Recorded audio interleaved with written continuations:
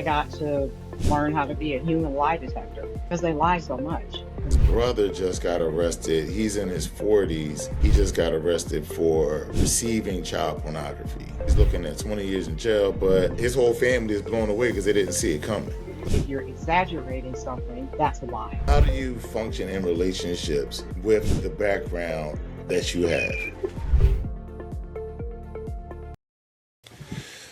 What's good, everybody? I'm here. It is your guy, and I'm here with a very interesting guest. Her name is Erin Alexander.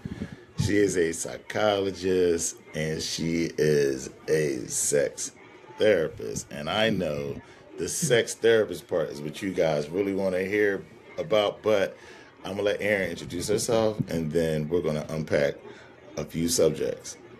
All right. Well, thank you. I'm glad to be here. So, this is what my credentials are, and it can be a little confusing. So, the first credential, I'm a licensed professional counselor. That's what the LPC is for. The S after that means I'm a supervisor in the state of Texas.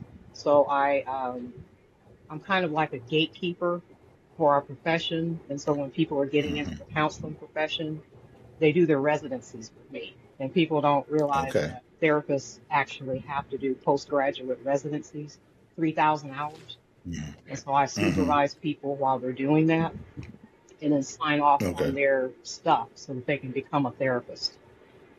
Setting that Right. aside, Okay. I'm a sexologist. And so that's something different. And it's mainly working with like relationships and power dynamics in relationships and kink stuff and all of those types of things. Anything that's under the sexual health umbrella, those are the types of things that a sexologist can address. And lots of my work is done with men and lots of work with men in the military. It's my whole career I've worked with service members. You know, that's very elaborate and interesting. It's almost like how do you get from one thing to the next to the next? Like how did that grow? But not that though, because you did mention one part. Uh-huh. Which part? How I Let's talk got to this part? how you can tell liars. Oh, okay. Yes, we were talking about that before we got before we started recording. Yes. Okay, so in another life, I worked with law enforcement. I was a pre-sentence investigator, and I also supervised felons, and I got specialized training to work with sex offenders. And Right. so, working with sex offenders, I got to learn how to be a human lie detector because they lie so much. And so Right. we had to learn how to pick up on those things, the body language, the words that they were using, like the cognitive distortions. For example, when somebody is minimizing, that's still a lie. Okay. If somebody is denying something, of course, that's a lie. If you're exaggerating something, that's a lie. And then you just pick up on people's tells and then you roll with that. Wow. That's even if you minimize. So if you're having a conversation with someone and they try to minimize whatever it is, that's a form of lying. Absolutely. When you say something like, well, it was just this, or I only did that, that's usually not the truth.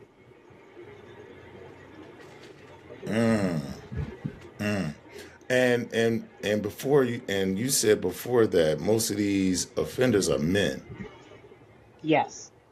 When I was working with offenders a long time ago, only two people on my caseload were female, and all the rest of them were men. And the two women were like in the teaching profession.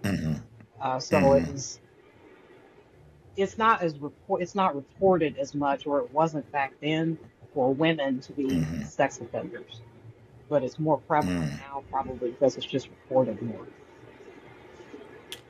And so as far as men, and I have my own concepts of how men are because of my profession, Hmm. but I think we're so driven by our sexual energy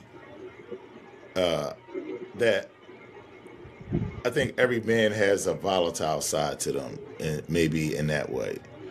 I don't think most men act on it, but they're just men that can't control themselves. And it's hard to, for example, I have a client who actually his brother just got arrested. He's in his 40s. He just got arrested for receiving child pornography. Hmm. And he's like a really high end guy, a high up guy in the church they're in. I think he might be a pastor. But then he had another guy that was in the church actually sending him this stuff that he's actually producing with Hmm. kids.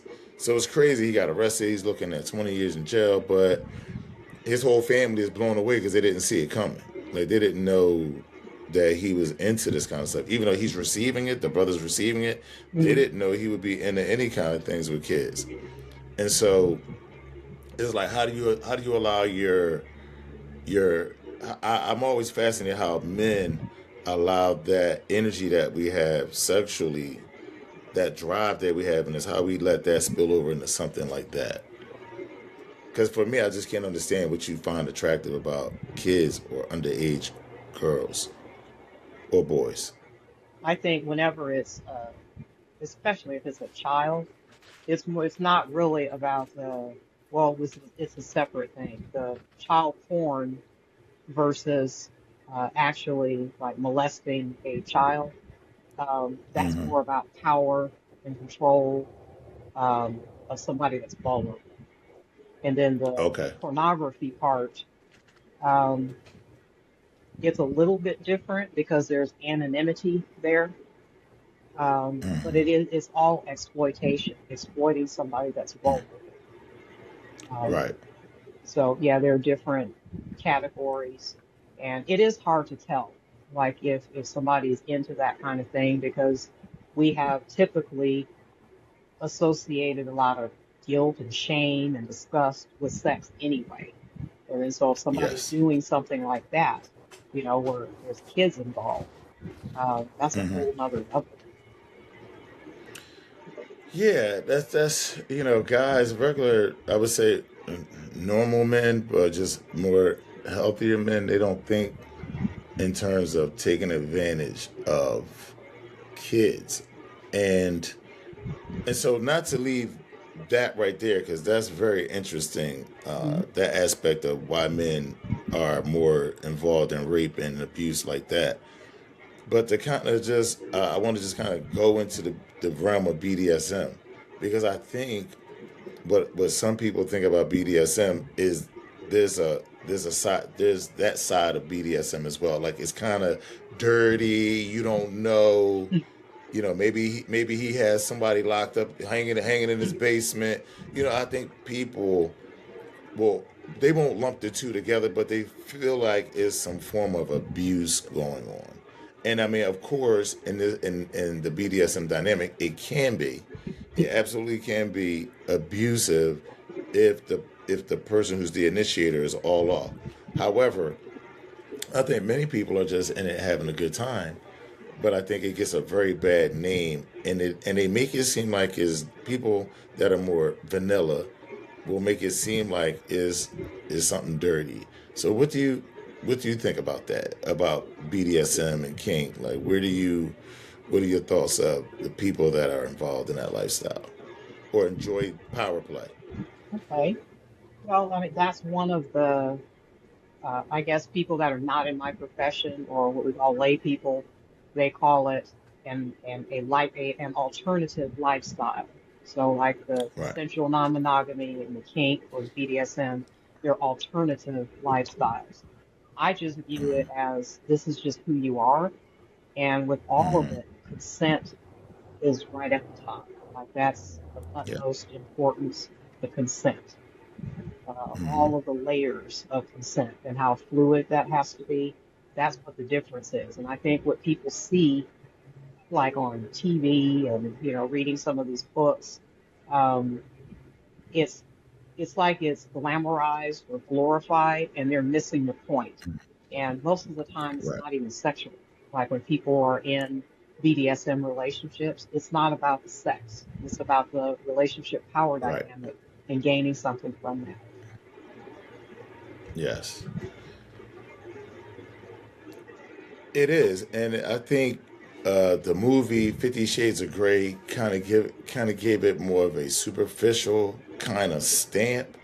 Yes. Where I try to tell people it's so much more deeper than that, and I think the relationships are much deeper. And I can't say they're more real or better. I just know they're different because people are normally coming to the table with this is who I am, and I think getting into that role play allow people to really be themselves a little bit more. I think sometimes in regular relationships, people tend to hold Yeah. their their issues, but their quirks, their kinks and their quirks, and I think they hold them. And I think that's detrimental to the relationship because I think this stuff still comes out. And I think just in BDSM, you expect somebody to come in with some stuff. You know, I Yeah. think if you're in this lifestyle and they're willing to just tell you, because it's not like it is a more judgment free lifestyle. Yeah.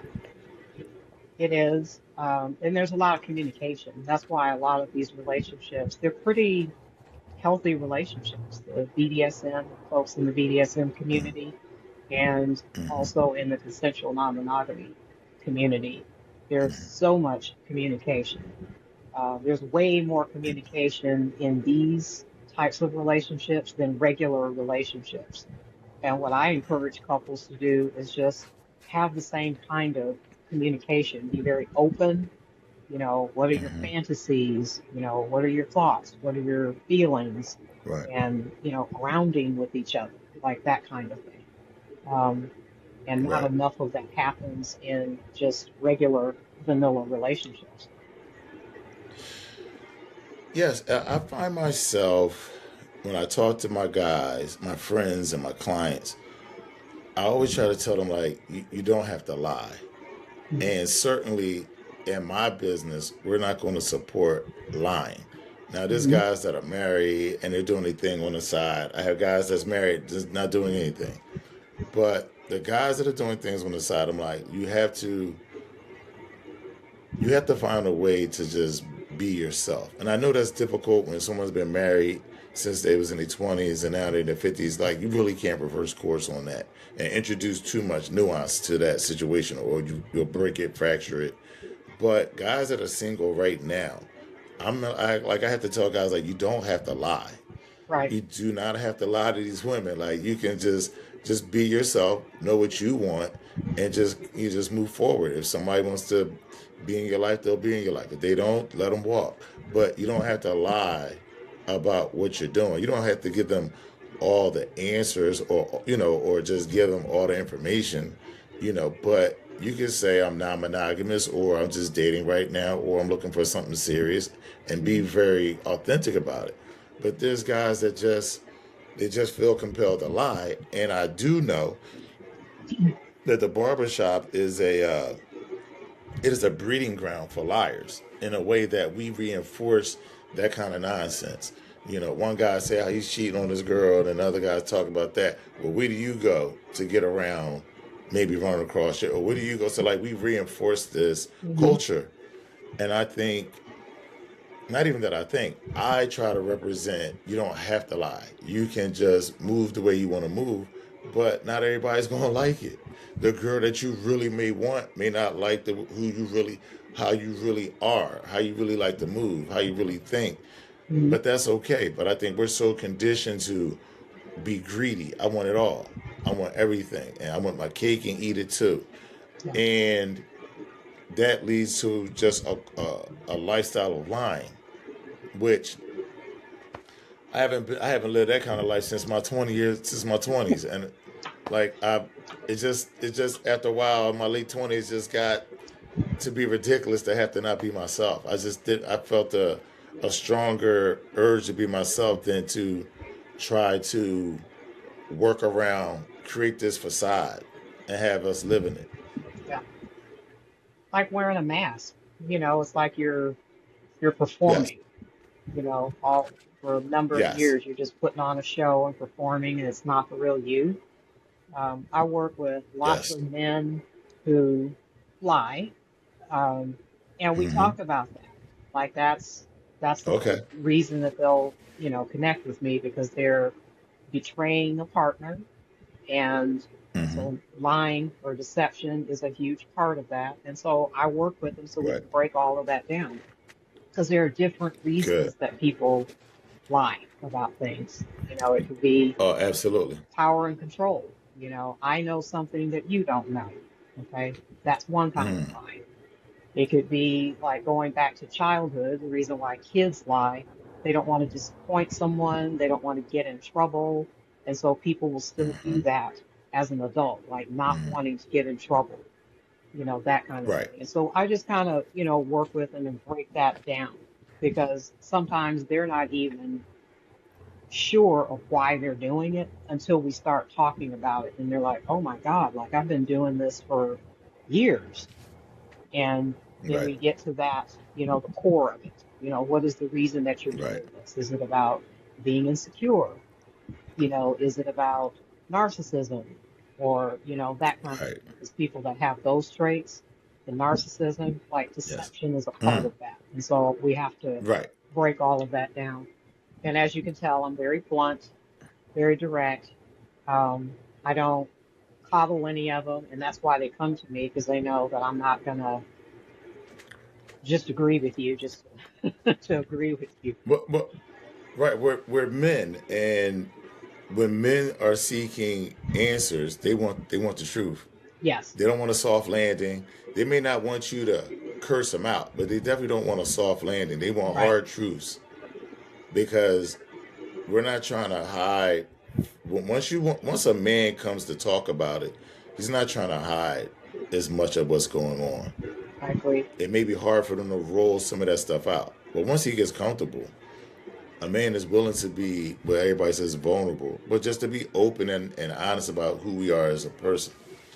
And I encourage But that. we find I really enjoy it. 100%. I enjoy working with a Yes. guy who, guys that have never been to therapy, they've never seen a sexual health professional, and, Right. to get them to a point where they're able to embrace being vulnerable and being honest, Okay. being authentic. Right. And so I love that. I love being able to get them to that point. And I have wonderful, engaging conversations with them. Nice.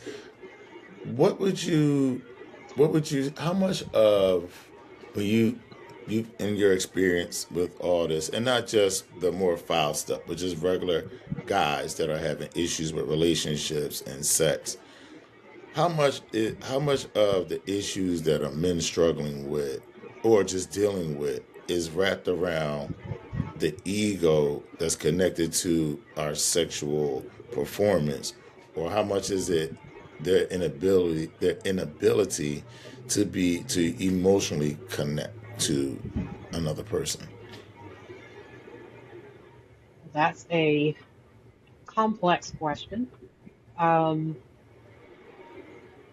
what I've noticed in like men that are in their 20s, 30s, it would be surprising Mm-hmm. for people to know that there's a lot of sexual dysfunction because of performance anxiety, like that kind of thing. Mm-hmm. The pressure to be the man in the household, the pressure to always be Right. ready to perform sexually and to initiate sexually. So there's a lot of that going on. And then if you've seen the documentary, it's called The Mask You Live In. It came out, I think, about 10 years ago, where we Okay. as a society have actually done a disservice to boys and men, and saying things, very horrible things to them, like, don't cry, you little sissy, you little faggot, be a man, Right. grow up. Right. And I think that's awful, like to Yes. put that in a little boy's head, and then he grows Yes. up, and then he has a certain um, mentality towards women, that's not Yes. very healthy. Yes. And that's funny because I was probably raised around guys like that. You know, Hmm. working in the barbershop, you hear that kind of stuff. I think I think black guys are a little different because even though you can be in a environment like don't be a sissy, don't be a rat, but a lot of black men are very hospitable to their women. Hmm. If they have a woman they like, a lot of black men are very nurturing to the point that they can be very caring, loving guys. Hmm. I'm not saying all of them. I'm not saying all of them at all, but there are more. I tend to see more black guys be more negotiable in relationships. Even when I talk to women from different races, black American men seem to be a little more negotiable than a lot of other races. Yeah. I mean, I think there's a lot of white guys that are good like that. I've met a lot of great men of non-color that are just really great with their women, how they look at love and life and their relationships. I think is honorable sometimes, but I know, and I'm not trying to pass no aspersions, but a lot of Latino men and a lot of Arab men. Ooh boy, they got no S to give. They got no S to give. Now I could be wrong. I'm just going off of what I've seen, and I've traveled a little bit. I've talked to people, but man, boy, oh boy. But the one thing about the Arab men, even though they can be more patriarchal, they completely have to take care of their women. Hmm. They are wholly responsible. Like what people don't understand about those men in the East, like even though the women don't have certain so-called freedoms or opportunities that women here have, the men are completely responsible for the women. Like the women are just not uh, are without. Like the men have to on their day off. The men have to take the women to their appointments. They have to take them here. Like they have to totally do everything, and that's not just for their wives or their daughters. It's for their mothers as well. Yeah. So they have a different family ecosystem that's very unique to how we live because they're completely responsible for their women and the government makes sure you want her, you got her, and she's not going to be a public charge, so you better just make it happen. You want more than one, but can you afford it? Hmm. Because we're not playing with you. You're not going to have this one over here and banging this one over here, and you just get to have fun and not really be responsible for what's going on in that other spot you created. No, no, no, no, no. Your feet have to be held to the fire. But I say all that to say that really, there's some in my observation and talking to people, and I talked to this young lady who wrote a book, and it's called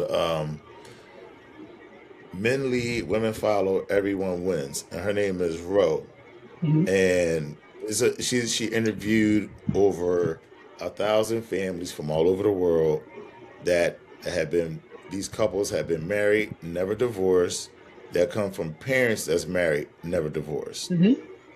So it's a very nice, well written book about healthy male leadership and healthy feminine submission, but not in this bold way that we're getting it here. Women have to submit because I'm the man and all that. We don't. It's not that, Hmm. and it's just how families function. It's a very beautiful observation. But I say all that to say, even talking to her, she was given the same kind of takes. Black men are more negotiable, but them Latinos, and I said, well, what's the worst kind of woman to get? 'Cause I was thinking get an Asian girl. She was like, listen, Japanese women are the most submissive women you could ever have.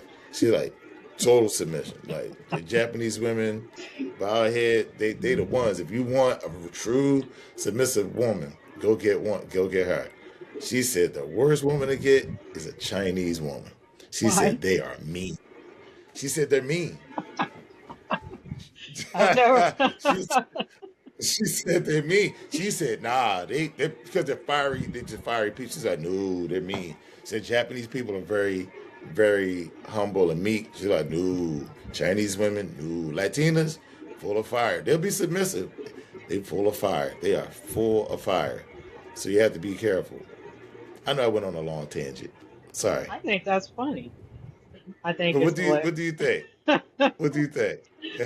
um, Because you taught to all different kind of men. So what do yes. you think? I agree with you about men from the Middle East because that's just how it is culturally. I Yes. don't think the patriarchy as we see it, it's meant to be oppressive.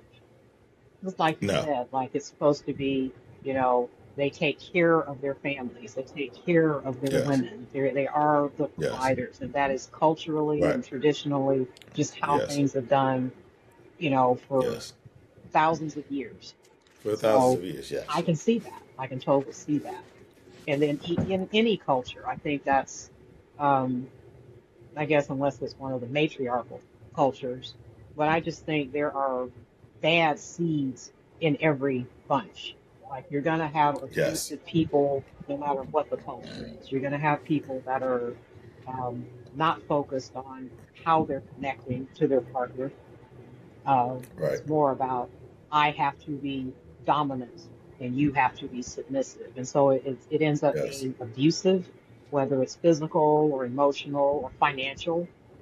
Um, Mm-hmm. and that's where the consent thing comes in. That's why we focus a lot on, are both parties consenting to this? No matter what Right. relationship you're in, there should be consent involved, and then you make a Yes. decision about what the power dynamics are going to be like in the relationship. You know, Yes. um, I work with people from each couple gets to define what the power dynamic is in their relationship. It doesn't mean that there's kink Yes. involved. It just means that every relationship has a power dynamic. Yes. As one of my best friends, God rest his soul, would say, everyone's relationship is their own. Yes, yes, Everyone's relationship is their own. I agree. And so we had a conversation earlier, and I told you I took exception to this post, and Uh-huh. these women are talking about we're not selling for the patriarchy. We're not going to be like the women before who didn't have any options. Their life was so their life was so terrible and limited, and we're not going for that patriarchy. These guys out here, and I know this is all off because Andrew Tate got arrested and all this. It's this blow up. Yeah, And I told you, but the only issue I have with it is that they're painting that whole era with a broad brush I agree with that. because I was not raised by those type of men, not at all. And I want to say because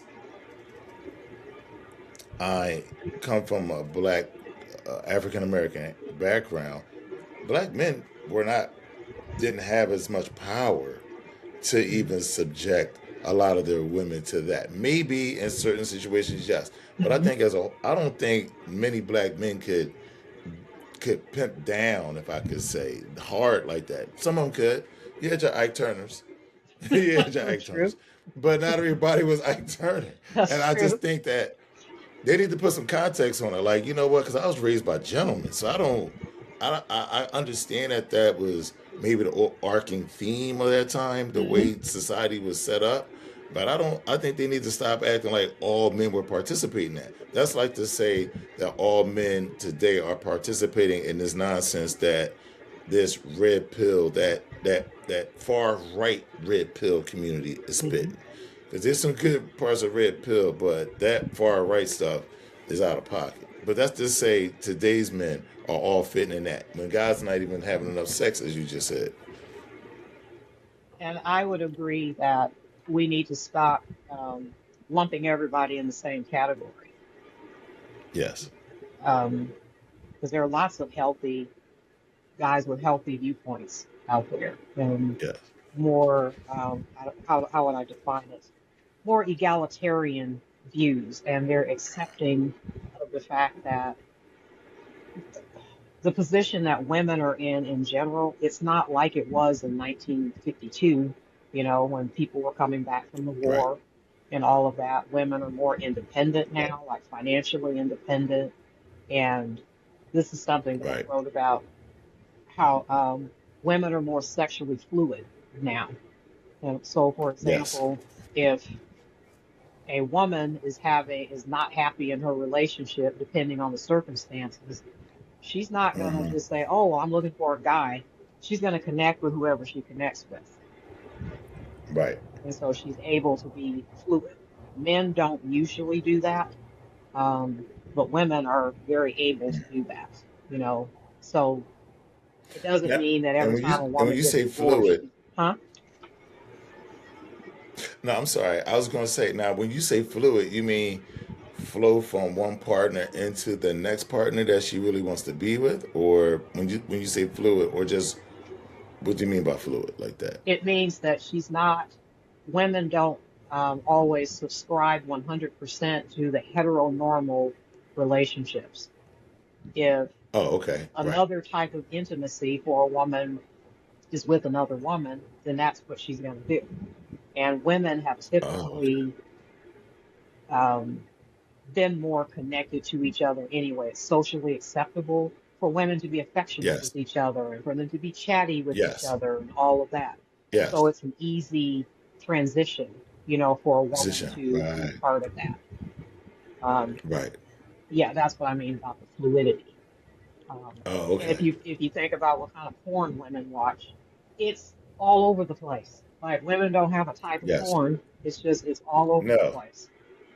that is true. That that is so true. Yes. And but one thing that bothers me though with the mindset that many guys have had since this whole manosphere stuff has blown up and just in general before the manosphere and all that, men have always wanted a woman that's submissive. But my only issue with us is that it's such a dumbed down version Hmm. of what a woman can truly give you as a man. We see the acts of service that she can do: wash, clean, take care of the kids, take care of the house. Like this is basic stuff. But I think we need to start educating men on how complex women are, Hmm. but how wonderfully expansive women are, and to reduce her to being basically a beautiful maid does not only her a disservice, but it does you a disservice Yeah, because you have such a an intuitive being in your circumference, and you can totally tap into that intuitiveness to make some different decisions and moves because women see the world differently than we do, hmm, but we're just trained. You need a woman that's going to be submissive. She's going to be home cooking and cleaning. I'm like, that is such a stupid thing to want because women are truly expansive. And yeah, but I'm into some more esoteric things that deal with our true being, our true makeup, so I understand femininity from some deeper aspects, and also being a man and what manliness means. So I just any woman that just sees a man as a utility as well, like I just change my tires, just or and fix hmm, stuff. Like that's it's such a. I think we are living in a McDonald land society. I think we're all like. You can walk up and order a number one and number two. I've dated this. I've talked to a girl. I'm like, I dated a girl like her before. There's nothing unique about this. This is no home cooking. It's all manufactured, and everybody's running these programs, hmm, and we're all just fighting against each other instead of looking at back to make this full circle, finding somebody that you kind of equally yoke with yep. and make your own thing. And if that colors outside the lines of what society says is what it is, who cares? It's about your own happiness. But I think we try to fit ourselves into these boxes, I agree. and those boxes aren't complex at all. I agree 1000%. Authenticity is my mantra. Like, be Right. real, be yourself. Right. Even in my Yes. profession, like our part of our ethical code is genuineness and authenticity. And we're now Hmm. learning, like even as professionals, Like, okay, well, then that means we're supposed to be real with our clients. We're not supposed to put on this Right. therapist mask Right. and tell me about your feelings, and and I'm Right. not going to tell you anything about me. It's not Right. supposed to be like that because it's not authentic. Like that. Right. And so Right. I encourage people to be who they are, be honest about who you are. Yes. Um, and what's the worst that can happen? Somebody's going to say, "Oh, okay, well, I can't handle that." And you walk away from it Right. That, and you find a you walk away community from where yeah. people accept you. Yes. Yes. Yes. Yes. So I have a definitive question for you. Oh, What is the issue with sex? what do you What's mean? the issue with sex? Why aren't people having enough of it? What's You're the enough? sexologist. Well, you said there's a lot of people in their 20s and 30s not having any sex, struggling Hmm. to have sex. Now, I think that's about connection, but what is the problem with sex? And you said like some people have anxiety, but what is it really about? And just if you could just give me a ballpark Mm, view of what do you think? If you had to nail it down, like what do you think? Is it confidence? Is it tools? both. This is based on Oh, what I hear from people. It's okay. a lack of confidence. It's a lack of education. Um, like I have to educate people about anatomy and physiology. Yes. Um, Yes. Yes, you and that do. sounds Yes, you silly, do. but No, you do. but you don't get that. Like you get the basics when you're in school, and then you have Mm-hmm. abstinence. It's like, all right, we're going to show you, a little bit about what what sex is, or from a biological perspective, and then they shut it down and say, okay, now don't do that. Don't do any of that, or you're going to Right. get STIs. Right. Right. And so there's some of that fear going on. There's just not having the knowledge. There's what I mentioned earlier about men always feeling like I have to initiate, I have to be in charge, I have to always be Right. ready. Because when you look at Right. TV programs and there's some sex scene, it's like they make it seem like the guy is some animal that just, can just jump on the woman. Right. That's not how it Right. works. And even Right. like on TV, they'll show people having orgasms together. That never happens Yes. in real life, Right. right? No, not at all. No, it Rare, doesn't, rare, rare, rare moment is that. right? Rare moment is that. And then people also don't think about sex as different types of sex that go under the umbrella. Like you have the I want to be connected to you kind of sex. And so Yes. penetrative sex may or may not happen, but you're connected to each other. Right. Then you have Yes. instructional sex, where it's like, man, I just found this new toy or this new lube, or I saw this new position. Let's go try that. Right. Okay. You're Right. still Yes. connected when you do that, and it can be funny and all of that. You're acting the fool, and it's fun, and you're still connected. Okay. You may or may not have an orgasm. Okay. And let's scoot over to the sex that people always think about. I can say cuss words on here, can I? Can I? Yes, you can. Okay. Absolutely, you can. Okay. I tell people that with my credentials, I'm probably the only kind of therapist that can say fuck, dick, and pussy in your session. And I can get away Okay. with that. Okay. Okay. So the last kind of Good. sex is the fucking kind of sex where it's penetrative and Right. everybody's trying to have a orgasm and get to the touchdown. Yes. And so we forget about all of the other types of sex that go under the umbrella that Yes. would take pressure off of people. And Right. I also encourage people to use a yes, no, maybe list because that helps to gain some knowledge and vocabulary when you're having a conversation with people about what you like, what you don't like, and what you'd like to try. Right. So that's what it Uh, is in a nutshell. Lack of confidence, lack of education, feeling pressure. I think I definitely see lack of education and understanding the body, and I have those kind of conversation with guys. So, so one night, I have my cousin in the shop and one of my best friends, and we're all great friends. And we're asking my one friend, "Did you take the BDSM test or not?" Yeah, I didn't take it yet. And so we're busting his balls about it. So he's like, Hmm. "Oh man, give me the test." So we send him the test. He does it, and he's looking at the results. And my cousin says, "What's your vanilla meter? What's your vanilla meter?" And he's because while he's doing it, he's saying stuff like, "Uh, he's reading the questions and he can't help himself but make everything so personal to him. Yeah. And he's talking the questions out. Oh man, I don't see how people can do that. It's not about that. If it's not you, hit the right number so you don't so you hit the zero then, man. But keep it pushing. Stop getting caught up on that. So Yes. his vanilla meter was like 65%. And we started cracking the hell out, like, yeah, that's you. And I was joking. I said, see, the girls you like to have sex with, the girl you like to have sex with, or like how you like to have sex with women, you like that missionary and that doggy style. I said, see, I'm the type that put my fingers in her throat, Hmm. grab her, choke her a little bit when she having an orgasm.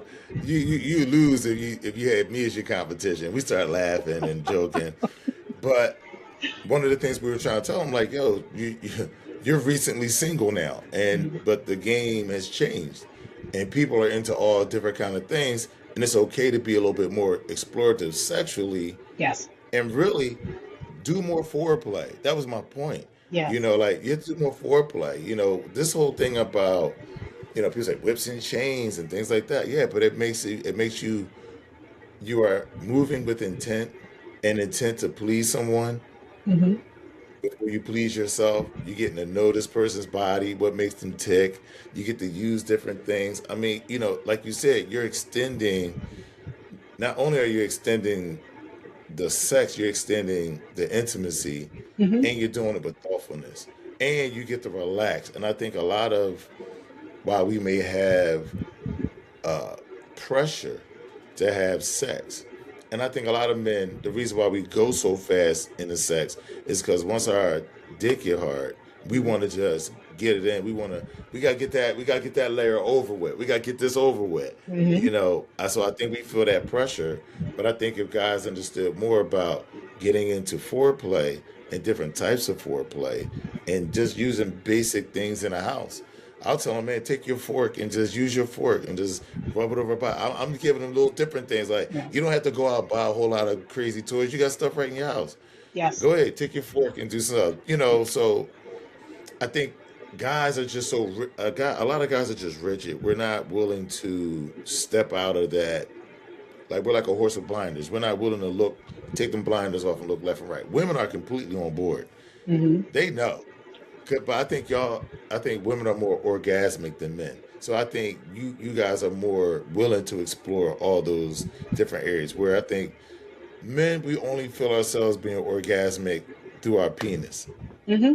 If that makes sense, we Yes. don't look at touching us everywhere and licking us.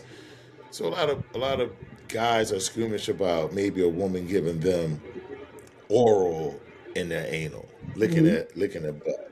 So like you have this thing like, oh no, but this guys that come in there like, hell yeah, I love it. Hmm. Feels great. I don't know what you thinking of. Oh, y'all think it's gay, whatever.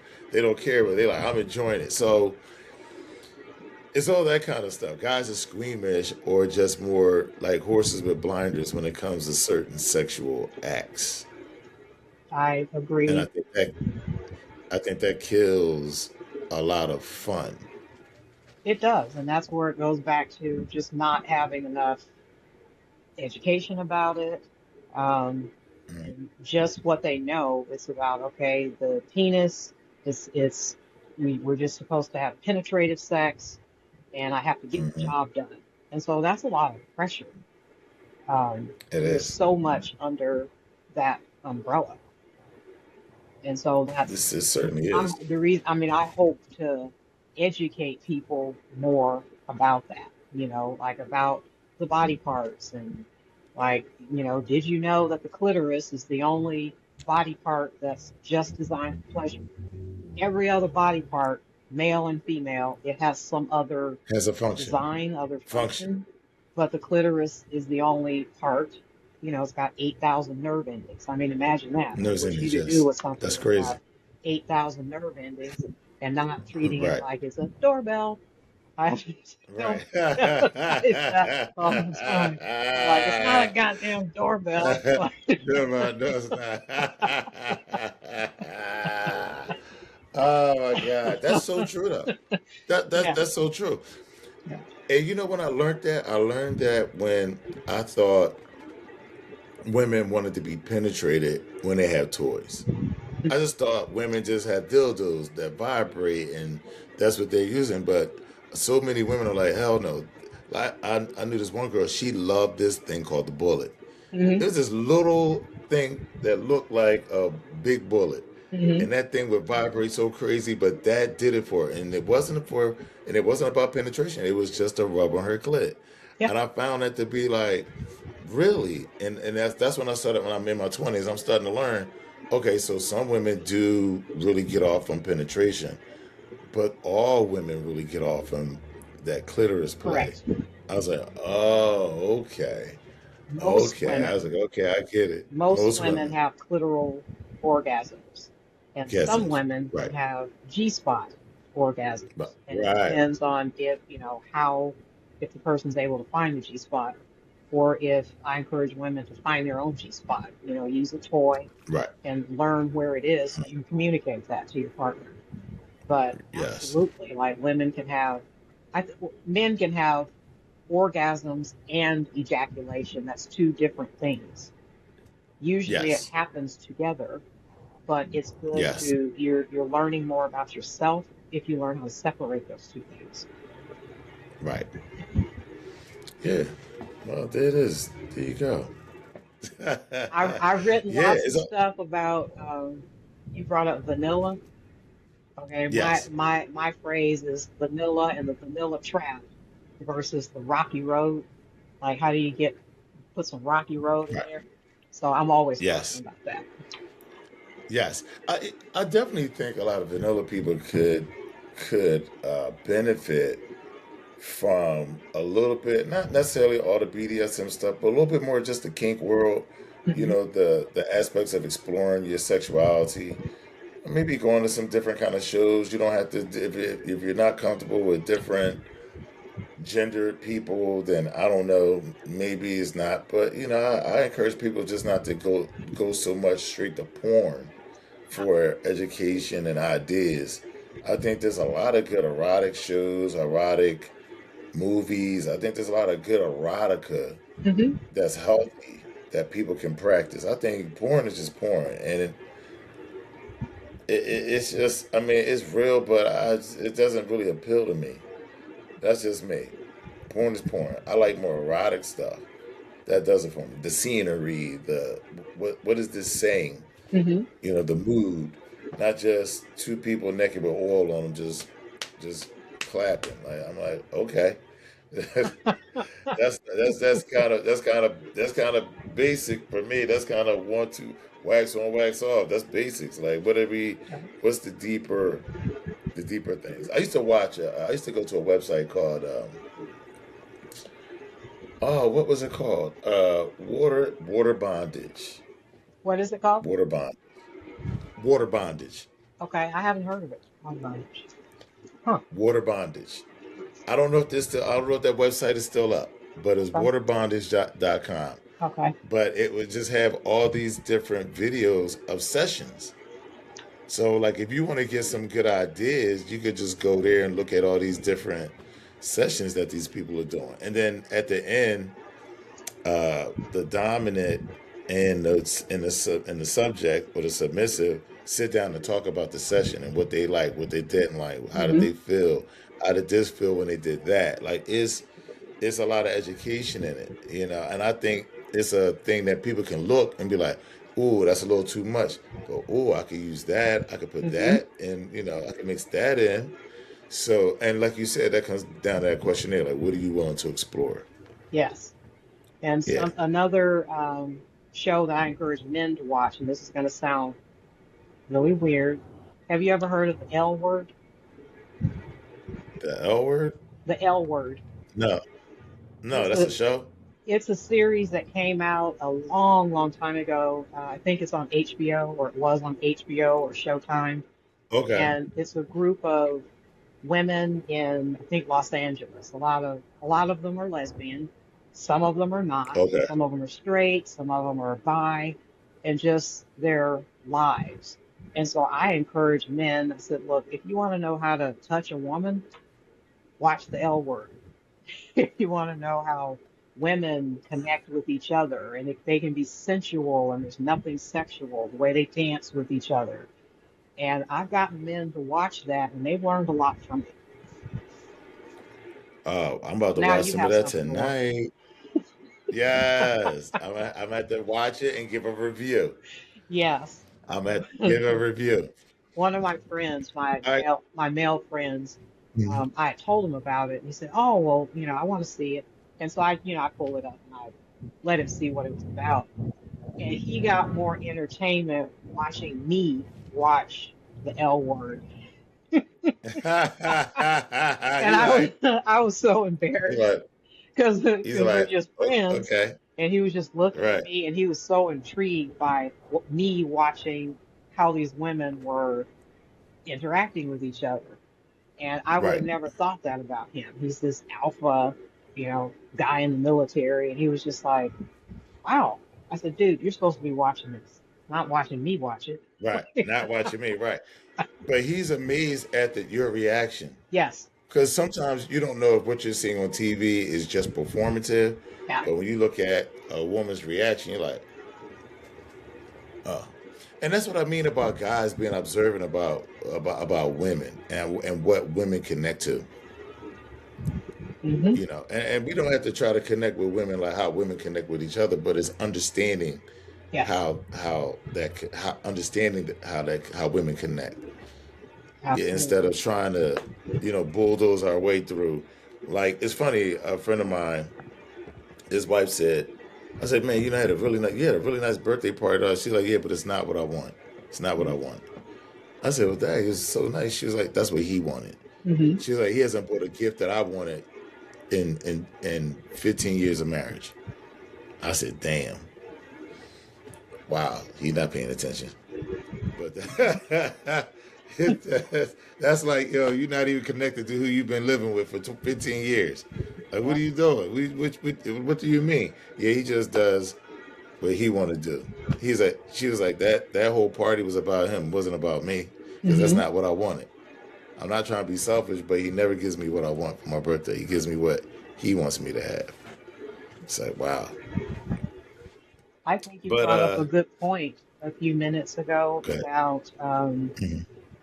you said something about how like the importance of aftercare or Yes, debriefing afterward. And I don't yes, think that's yes. put enough emphasis on that. Like, what are you We don't. feeling? And was that okay? And, I don't Right. think that enough of that happens. And that's a part of connecting too, the aftercare. It's funny because that is so. When I first started my platform, Sir Inc., I started it in 2011 on Facebook. I grew my audience to 45,000 people. Wow, that's impressive. Yeah, I grew. I had a 40 some thousand people, and on Instagram, and I wasn't really on Instagram at all. I didn't start getting on Instagram until like 2019 because of the pandemic was hitting. But Uh-huh. I'm sorry, pre-pandemic. But we started going through a purge on all these platforms. I was on Tumblr, I Hmm. was on Facebook, and we started having this purge because of this more Christian right movement that was going on in our government. It started being purges through the platforms, and so they purged my page about 3 years ago. Oh. And yeah, they were already messing with me. That's why I started going to Instagram in 2019. Hmm. And eventually they strike me. I couldn't get on for like 2 3 months. So they killed my steam. They killed my audience. What kind of stuff were they But I striking started. you for? If I had a picture with a ball gag on there, Okay. like at one point it was okay, and then when it wasn't okay, they started giving you strikes instead of giving you a warning like these aren't good anymore. Hmm. Take them down. Now they would give you a strike, and it was all an attack to come at my kind of content, that kind of content. Yeah. So now I am building back up and doing something different. Hmm. That's why I'm here on Substack, trying to build the Substack up because it's just a little more grown. Yeah. But there's a lot of manipulation that's going on right now, and I think it's a shame because more of this content needs to be in that public sphere, I agree. talking about sexuality in this way. Because I talk about, and I have like, I started doing podcasts in 2019, Hmm. and I've talked about men being emotionally intelligent, men being in tune with women's femininity. So I talk about all those things. I'm no sex therapist, but I know enough to know that, listen, just on a spiritual aspect and understanding femininity, most guys are losing. They're not getting but maybe 35 to 40% out of the woman that they're with. Hmm. If they can really just get their mind wrapped in some good stuff and their woman be on board, oh my God. I agree. But if these people are filling their heads up with all this nonsense, love and hip hop and all that nonsense, they put themselves at a disadvantage because they think that's what life is supposed to be. Hmm. Like now, the Performative. girls, if you date a girl, it's performative. Now, Hmm. girls, if you want to date me, you have to buy, you have to buy me a bottle in the club and send money to me on Cash App to get my hair. Like this is total nonsense. I don't understand it because I come through that golden era of the '90s, and where people, it was just a good time, and people were not predatory as much as they were today. There were always women that wanted to date guys with money, Hmm. but today's world is just is predatory amongst just regular working men, I and agree. I think that's shameful. But what I was trying to say is that that's my history. Is had I've been in this sphere since 2011, and I'm Wow. doing my best work right now, Uh-huh. and I don't have the audience that I used to have. Though I'm building back up, but You mentioned you were writing a oh book. yes, and I'm writing a book. I'm writing a book called The 909 Philosophy. Okay. What And what is it my about? old house, my family house is the address is 909. Uh-huh. And my group of friends and I, we used to throw parties. We just our 20s was a whirlwind. We had so much fun, Hmm. and we used to have really nice parties at my house. So everybody always has known it as 909. But out of that comes my views on life, Okay. my connections with my friends. And one of the things about my 20s, which is funny, it was a group of us, maybe about a good 6 or 7 of us, that our 20s was a learning ground for us. We were the type of friends, it was guys and girls mixed. We would go, what we here in Philadelphia, we would go to a place called South Street. Hmm. And South Street had 2 bookstores, Tower Books, and they also had another one called Garner Letters. Garner Letters was more of an esoteric store, and then Tower Books is Tower Books. But we would go at least once or twice a month down there to eat, have drinks, go buy books, go buy incense, Hmm. and then we would read the books, build with one another. So a lot of the things that we've read, even on a spiritual level, a business level, it's all part of who we've become. And Hmm. so now I'm just sharing those insights back. I'm sharing those insights back in this book. When does it come out? I don't know yet. I'm working on it. The way Okay. the way I'm working on it, I should be done it by October. Oh, okay. Okay. That's right around the Well, corner. I'm gonna push you because I'm I want working. to read it. Yes, I'm working methodically with Chat GBT. Okay. I'm working methodically with Chat, and Chat has really has helped me find my voice Yes. in the book. And so what I also have, so when I record these podcasts, they go to another platform. Hmm. And on that platform, all my catalog of all my podcasts come up. So what I've been doing, because it has AI in it, I've been getting chat to help me extract all my philosophy out of those podcasts. Love it.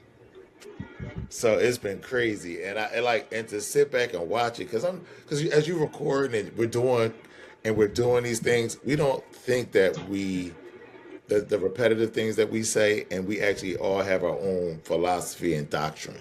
Yes, So this is what I'll be sharing in that book. I can This is hardly what I'll wait. I can hardly wait. yes, I use a yes. lot But of the but AI stuff too, and you know how it'll have like an AI detector on there, and it have a what? it doesn't matter, huh? Would you say it doesn't have what in there? It has the AI detector in there. Some of the platforms have Okay. that. Like if Yes. you're writing, you can check. And Yes. so I got mad. I Yes. turned the thing off. I said, "How is this? How is AI going to tell me that I'm using AI for my experiences from 20 years ago?" Years ago. So that made me Right. laugh. That's why. AI wasn't even around back then. Exactly. Exactly. But it starts to the more you use it and the more personal you get with it, it starts to learn you, which Yes. is real funny. It's very seductive. I can see how people can totally get lost in it and find a friend in it. Hmm. So I always use it objectively. Like I'm never thinking that it's really my friend. Hmm. Now it is getting to know me, but I'm never feeling like it's a friend that I need to go to for counsel Yeah. on. Like if I'm having a problem, I would still rather talk to a human being. Even though I heard they had these AI therapists now. No, I would rather pay a real therapist. Some stuff I just need to leave to a human being. I can't. I just can't go to AI with some It's a stuff. good Some stuff I tool. can talk to. It's a tool. It's a good tool. It's a Yeah. great tool. Yeah. Yeah, but I don't want to lean on that. I need to lean on a person that has actual human experience. When it comes to certain things, for business, great. When Hmm. it comes to real true connection and people, something or someone responding to me that has experience, it can't be AI. I agree. Not yet. Not yet. I'm training mine to, like when I get ready to write something, I'll have all the ideas and chicken scratch, and I'll put it in there, and Okay. I'll say, write this from the perspective of, and I'll put either Erin the sexologist or Erin the therapist. And then if it's Nice. personal, like I've got a folder that actually has a personality profile of me, and I'll Hmm. pull that in there and say, okay, write this for me. Nice. And it's Nice. scary. It Nice. is so scary. It is Like it scary. learns who you are and all of that. And then I got It the does. voicing, the voiceover, and you just have to record a Dude, you little. got the voiceover too? Have you heard some of my stuff? It's me, but I trained something to be me. You're using the voice aspect of it? Yes. Oh, wow. Yeah.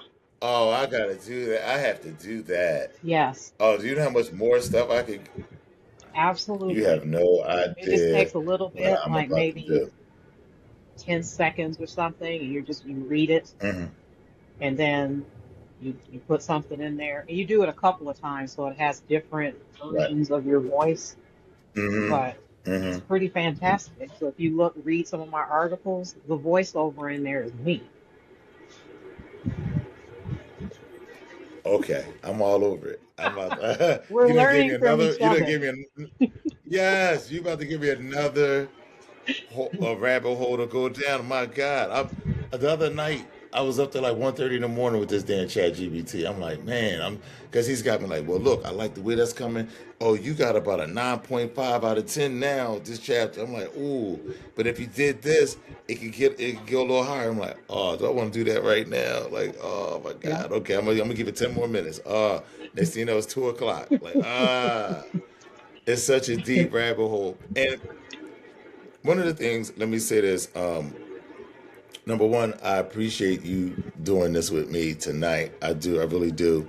I love your content. And what I love most about Substack is I'm not going to say it's for intellectuals, but it's for people that still want to read. Yes. Like, I feel like when I'm on Substack, a lot of these people are people that read newspapers or they still read books. Hmm. Like I love that. I love that. I still love reading. I still love reading books. I love reading articles. So I find mentally, I feel like I'm more intelligent when I'm reading your stuff, when I'm reading other people on Substack things. I don't feel that way when I'm on Instagram, which is Right. not a problem. Instagram is supposed to be Instagram. I'll see somebody cooking. Yeah. I see a girl shaking her ass. Hmm. Oh, this girl is showing us her cookies real quick. Oh, okay. Let me share that to my friend though. He need to see that. He might need to catch that real quick. Oh, okay. This stoic philosophy here. Great. Oh, another cooking. Oh, this guy makes Batman toys out of candy. Okay, it's all over the place, Yes. but it's nothing informative. It's all theater, and I get that it's more performative than anything. But I so love Substack because of the literary aspects of it. I Me really too. do. I do as well. I Yeah. just tell people, like, the only place a woman should have wrinkles is in her brain. So the more reading she Right. does, the more learning she does, she's getting a wrinkled brain. Yes. So that's what I like Mm-hmm. about Substack. Yes, yes, I love it. I love it. So look, I'm not going to keep you all night, Mhm. but I would love to do another podcast Yes, with you. But this time, you can ask me all the questions I'm jotting stuff 'Cause- down because I'm going to. because because you're the therapist Uh-oh. and you're the sexologist. But I need you to teach me uh, some things about liars. So I'm gonna have some more Okay. questions for you. Okay. So I'm gonna have some now you're more gonna be questions paranoid that I'm for gonna you. think you're lying. Like, come on now. No, but I do want to know. But I would like to know before we get off real quick. Uh, How do you function with what you know? Like when you're meeting people. I'm sorry. I never asked you if you were married or anything. I'm sorry. So, but how do you function in relationships with the background that you have? That's not easy for. It's not easy, is it? It's not easy. no, It is not easy for a guy, is it? no. It's not easy for a guy, is it? Well, I wouldn't Do say you have to that. train? I wouldn't say that. Okay, Because of my unique background, I'm pretty careful. Um, so okay. I'm always reading people. I'm always thinking, oh my goodness, there's a red flag right there. Nope. And Do just you try kind to of, turn it off? yeah, just kind of, and because I read people But so well, I'm looking at body language and all right, of that. right. I know stuff like from, miles away. I'm like, that's just not going to happen. Um, I must admit, while you were talking, uh, I sat here and folded my arms one time. I said when you were talking one time, I had sat back and folded my arms, and I said, I wonder if she's reading that a different kind of way. So let me no, straighten my arms out. you just look like you're kicking back. Yeah, yeah, I was kicking back, but I was thinking when people fold their arms, though, sometimes that means something different. I got the It chart, I could. got this body language chart, and that folded arms means something. I'm like, am I being defensive by what she just No, said? no. So okay, all right, I'm just making sure. See, I'm in my head. I know. That's what people do. People either with us, it's either they think we're judging them, or Right. somebody that's like, oh my God, now I'm going to tell you my whole life. Let me lay down on the couch and just tell you my whole life. Oh So, yeah, no, we can't so do it's that. one of those two No, no, no, things. we don't do Yeah. Usually people that. think we're judging because they're used to therapists just having a straight face, and we're just, oh, tell me how you Right. feel about that. And they don't know what we're thinking or feeling. And that bothers people Mm-hmm. sometimes that they don't know what's going on or any of Right. that because we're trained to Right. just kind of, Yes. we don't To be, react. yeah. I I need some of that training now. I need to be around people with the mask on. Like, yeah, I know it's you lying. You lying. You minimizing. You minimizing it. Oh, okay. I got you. I'll I have to need to teach train. you how to Yes. how to call somebody a liar without calling them a liar. Yes. I want to know those little nuances. I do. Okay. Being a barber, you kind of have a knack for certain stuff, but I want to know better, especially women. Okay. I need it. They lie I too, need by that. the way. A whole lot, and Whole lot. I need to know them a whole lot. I need to know them. I need to know those Yes. Okay, we need to That's talk. going We to be need to our talk. next podcast. Uh, look. I might need a session. Okay. I where I need a can, session. where I can judge you.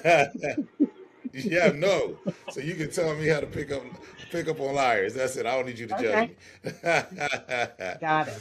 Thank you so much. But Erin, please, can you please tell everybody where they can find you? And I will leave your link to your Substack in here. But if you could tell everybody where they can find your content, your Yes. services. I'm on Substack and it's just under my name, Erin Alexander, and it has clinical sexologist. So I'm there. That's where I'm the most interactive on Substack. And I have a team that Okay. actually posts things on YouTube and I think Instagram and Facebook. I'm not on those Okay. platforms, and so they have to pick and choose what they put on those platforms. But I'm very interactive and engaging with people on Substack. And I can be Googleable, Okay. okay? I've been in my profession for so long, people can Okay. just Google me. I don't know how good Oh, I feel great. about Good. that. Just Erin Alexander, LPC or sexologist, and you're going to see this person pop up.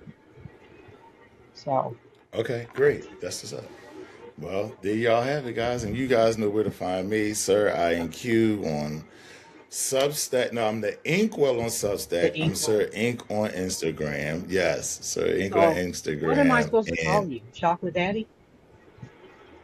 no, that is you know what? That is such a joke that I had with a friend of mine named the Curious Girl. Uh, And so this podcast will be played on her platform, which she still has this very large audience. So I still do one for her. I okay. do a podcast for her every week. So our joke is I call myself Chocolate Daddy and she's White Wifey. And so we just had these jokes. So it's funny as this video started, as I started recording, I looked at my name like, damn, I got Chocolate Daddy still up there. I need to change that to Sir Ink for you. But I'm so used to just record with her. I'm saying, and you know, called me out live. Chocolate Daddy, look at you. I told you I was No, very blunt. yeah, I see that. No, everybody knows me as Sir Ink, but if they want to call me Chocolate Daddy, y'all can call me Chocolate Daddy. Okay. So I call you Sir Ink. Sir Ink. Sir Ink. Okay. Or just Ink. Ink. People call me Ink. Well, people know me as Sir Ink, but when I'm out of town, people call me Inky. Ink. Got it. I'm just Yeah, Erin. yeah. That's it. Okay, I love that. I love it. I love it. Yes. Well, you wearing your label. I'm wearing my mask when I'm Sir Ink, Uh-huh. And I have no but I'm mask. going to come out. I, Yeah, I love that. I love it's that. like, I oh, wish you, and there's a reason. There's a reason why I put the mask on, but you know, I wear a mask because of at one point when I was in the industry, as far as teaching and mhm, going around the country, people were having issue with maybe this lifestyle that I yeah. had. So I separated the lifestyle from my actual persona on Facebook. But now I don't give a shit about them. I'm just Sir Ink. I don't either. And we just tell people like, oh, I'm part of the community. I'm part of the kink community. Right, We have to tell people right, that, but we don't hide it anymore. right. So Right. Yeah. No. It's no need in hiding it. Who cares? I work for myself anyway, so I'm I do good. too. My clients love me. Most of mine love me. Well, thank you. Yeah, most of yours love you. I would, you know, we there's so much more to talk about because I would love to know the responses you get. Yeah. I love to know the responses you get. This has been a pleasure. It has I'm been a very pleasure. glad that you invited me on. Yes, I appreciate you. You know, you doing it. We were strangers before this. You know, a little bit. We followed each other's content, but no, I really love your content, and I find your content to be fascinating. That's why I'm pushing people to go there and read your perspective on a lot of things. And you know so much, and you know about liars. So if people start messaging you like I heard you on with Sir Ink, and tell me more about liars, because people want to know them liars. And the sad part about it is, people want to learn about if they're being lied to and how to be better liars. Isn't that crazy? Yeah, yeah. But that's human beings. Well, That's what we I'm are. looking forward to having that conversation. Yes, You'll absolutely. come out as an expert liar when we get done. Well, look, I'm gonna book a session first before we do a podcast. I don't want to put that on a podcast. I don't want to give no secrets away. I'm not giving no secrets away. No, no, no, no. We're gonna have to have a private session to talk about that, and we'll do a podcast about something different, about the things that you want to talk about. Okay.